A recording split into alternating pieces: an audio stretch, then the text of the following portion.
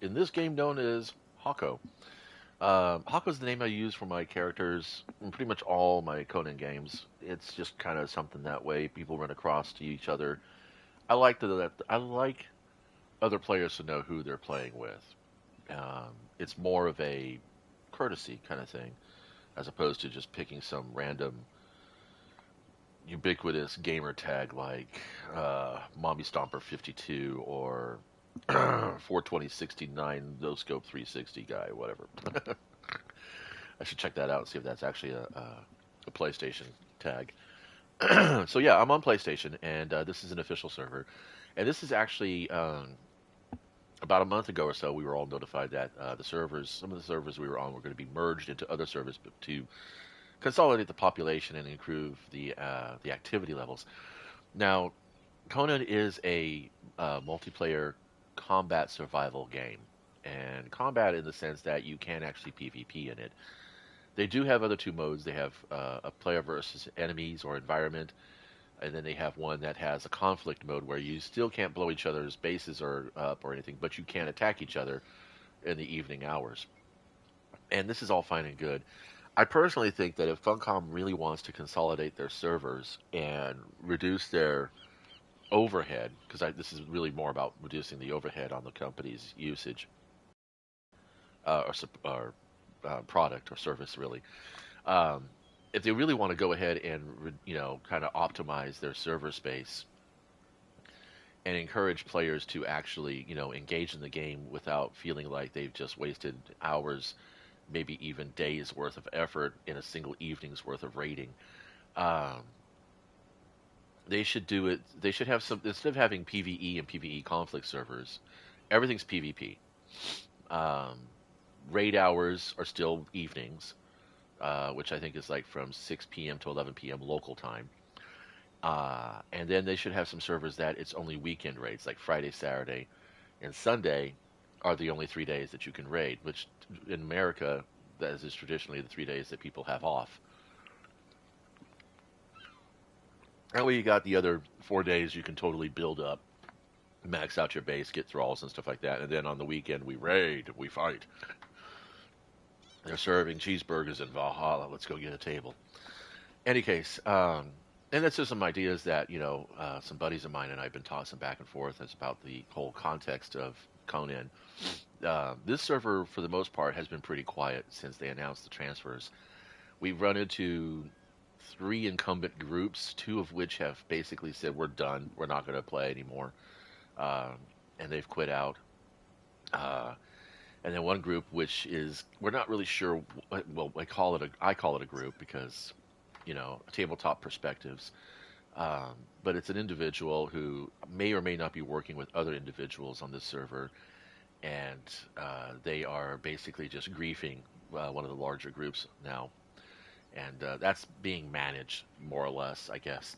I play Traditionally, I play solo, and it's for a variety of reasons. Most of which is that I don't like getting involved in a clan with land claims and established practices, and then all of a sudden there's two or three really large attacks that just kind of just decimate everything, and then you end up I almost always ended up being the last person there on the map.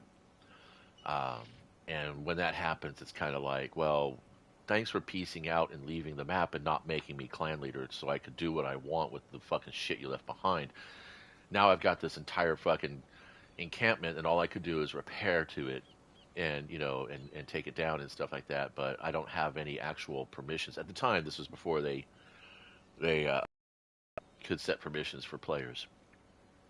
So being part of a clan and getting used to that clan vibe, and then all of a sudden everybody just kind of quits out because they got raided too hard, is disappointing, and I don't like experiencing it. So I just don't join clans anymore. I will work with clans. I will work with groups of players. I'm a federalist in that regards. So, I'm going to want to, I will go ahead and ally with whatever groups are on the map at the time that show that they can be allied with. Some people, they bring you in as an ally, but all they ever really do is want your harvesting hours, and you don't really benefit from that relationship, and that's not a good relationship. That's the whole thing about what I like about the Conan experience is that It's not as hardcore and toxic. I don't like to use the word toxic in this regards. It's not as sweaty as, say, playing Ark or playing Rust, because Conan is attached to the Robert E. Howard license.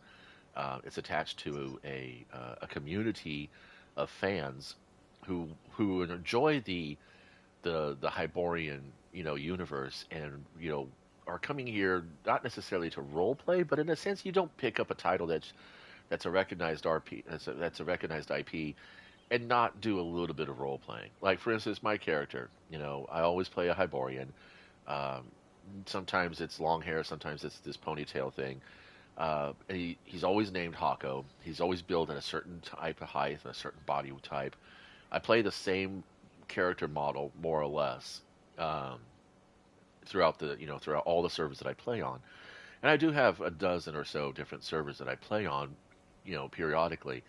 And that's something that I also had an idea for, is that a lot of the times, because of the dynamic of server transfers now, because you can transfer your character from server to server, you'll have wiper clans, is what some people call them, um, that basically do like locusts, go from server to server, just wiping out servers, um, taking the choicest of loot and crafters and moving on. And while that aesthetically fits with, the age of Conan, it's kind of thematically wrong. Um, See, I think that you have a 40-person cap on a server, but that's number of players at a time on the server. There may be at least 100 different characters on this map at any given time. You can't see them because after 7 days, your body basically goes into the abyss. Um, when you're stored on the server, but your model is not present on the map up to 7 days. After that, the model is removed from the map, but all your information is still there, which of course, is mind-boggling to think about. So there could be at least 100 different characters on this map right now, but only 40 of them at a time could actually spawn in. And when I was playing on the old server, the server from which this one is being populated now, they haven't done the transfer yet because they've had some problems.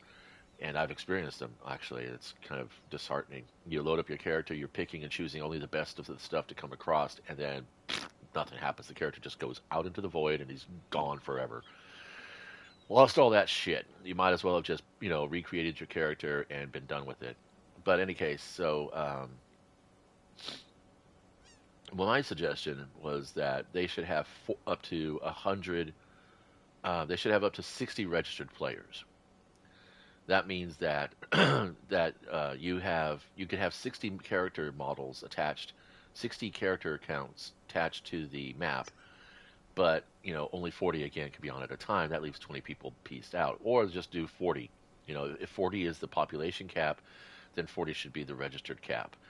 Um, and the thing is that, like I was mentioning, but after Conan went free to play for a short time on PlayStation back in May 2019, actually April 2019, by summertime there was a group that was coming in that was literally bringing in its entire Discord community to crowd out the server, and there was only these five people in this one clan that were doing this, but then they would get 35 other people, up to 35 other people to join the server just to fucking crowd it out so that my group and the other groups they were attacking couldn't log on, and then we'd be off game rated.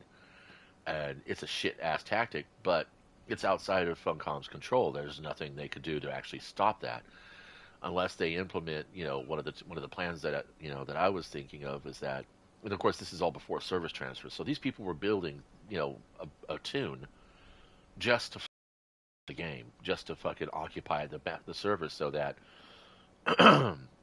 they could allow this other group to go ahead and raid in. And I'm like, now personally, I have to admire the dedication and solidarity of the group. Really, I can. But I mean, and again, I'm not sure this is actually what's happening, but there were at least 3 or 4 different nights that I tried to log in during our war, and I was not able to get in because it said the server was at capacity. And then that's when one of my clanmates at the time said, well, that's because they're probably getting all their friends to join, just to crowd out the server so that we can't come in to defend. And and it wasn't just one group that was doing it. There were several groups. There were a few groups that were doing it. But that's aside from all that tactic shit. That's why I was saying, well, I mean, maybe we should just have like 40 actual registered players on the server. When you join a server, you're registered that server, and after 7 days, if you're not active on the server in 7 days, you're pulled from the server. Your account is literally pulled from the server. You lose everything. You don't just get a despawned base. You lose your character. And I think that if you had that as an option, you know, then I think people would think more clearly about whether or not they want to keep playing this game, because not everybody wants to play a game all the time. And um, if you're not playing all the time, then you should be playing an offline game or a co-op game or renting a private server, um, because the official servers are for official play. And if you can't, if you're not going to be on that map, then otherwise, like I said, BS tactics like crowding the server, or basically server hopping, around trying to, because server transfer wasn't put in there for people to use as a rating tool. It was put in there, for like people who made friends across other games, and then they were like, well, we're going to go play a different server because a friend of mine is playing on that server and they got better connection to it.